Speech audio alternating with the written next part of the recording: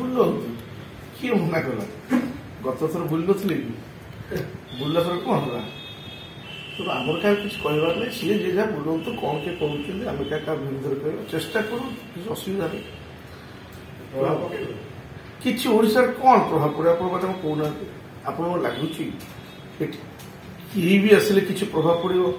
ମାନ୍ୟବର ମୁଖ୍ୟମନ୍ତ୍ରୀ ପୁରା ଖାଲି ଗୋଟେ ରାଜନୀତି ବ୍ୟକ୍ତିତ୍ୱ ନୁହନ୍ତି ମାନ୍ୟବର ମୁଖ୍ୟମନ୍ତ୍ରୀ ଲୋକଙ୍କ ହୃଦୟରେ ଅଛନ୍ତି ତେଣୁ ତ କିଏ ହଟେଇ ପାରିବେ ତେଣୁ ଏଇଟା ହେଉଛି ପ୍ରଭୁ ଜଗନ୍ନାଥଙ୍କ ଦେଶ ଏଠି ଆମେ ଜୟ ଜଗନ୍ନାଥ କହି କଥା ସକାଳ ଆରମ୍ଭ କରୁ ରାତିରେ ଶୋଇଲା ପୂର୍ବରୁ ଜୟ ଜଗନ୍ନାଥ କହି ଶୋଉ ତେଣୁ ତାଙ୍କର ପ୍ରମୁଖ ଭକ୍ତ ହେଲେ ଆମର ମାନ୍ୟବର ମୁଖ୍ୟମନ୍ତ୍ରୀ ତେଣୁ କିଛି ହବାର ନାହିଁ କିଏ ଆସନ୍ତୁ ଯେତେ ବୁଲନ୍ତୁ ଯେତେ ମିଟିଂ କରନ୍ତୁ ଗତ ଥର ଠାରୁ ଏଥର ନିଶ୍ଚିତ ଭାବରେ ଆମେ ଅଧିକ ସିଟ୍ ନେବୁ ଏଇଟା ମଧ୍ୟ ଆପଣଙ୍କୁ କହିବି ଭୋଟ ପ୍ରତିଶତ ହାର ବି ବୃଦ୍ଧି ପାଇବ ସବୁ ନିର୍ବାଚନ ମଣ୍ଡଳୀ ନିଶ୍ଚିତ ଭାବରେ କାରଣ ଆପଣ ଦେଖୁଥିବେ ବିରୋଧୀ ଦଳଙ୍କର ସ୍ୱର ହିଁ ନାହିଁ ଅତୀତରେ କିଛି କିଛି ଥିଲା ଏଥରକ ସ୍ୱର ହିଁ ନାହିଁ ସମସ୍ତେ ସୁପ୍ତ ପ୍ରାୟ ତେଣୁ ଏଠି ନବୀନ ନବୀନ ନବୀନ ବିଜୁ ଜନତା ଦଳ ଛଡା କିଛି କେତେ ଭୋଟ ହାର ବଢିବ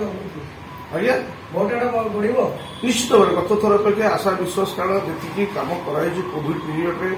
ସରିଗଲା ପରେ ତାପରେ ଯୋଉ ତ୍ୱରାନ୍ୱିତ ଗତିରେ ଯାହା ଯାହା କାମ କରାଯାଇଛି ରୂପାନ୍ତରିତ ହେଇଛି ସ୍ୱାସ୍ଥ୍ୟ କ୍ଷେତ୍ର ହଉ ଶିକ୍ଷା କ୍ଷେତ୍ର ହଉ ଗମନାଗମନ ହଉ ଜଗନ୍ନାଥ ସଂସ୍କୃତିର ପ୍ରଚାର ପ୍ରସାର ହଉ ସବୁ ପ୍ରକାର ମଠ ମନ୍ଦିର କାର୍ଯ୍ୟକ୍ଷେତ୍ର ହଉ ସବୁ ପ୍ରକାର ଯାହା ଯାହା କାମ ହେଇଛି ଆମେ ଯାହା ଅନୁଭବ କରୁଛୁ କିଛି ବାକି ନାହିଁ ତେଣୁ ଗତ ଥର ଅପେକ୍ଷା ଏଥର ନିଶ୍ଚିତ ଭାବରେ ଆହୁରି ଦୃଢ଼ ସରକାର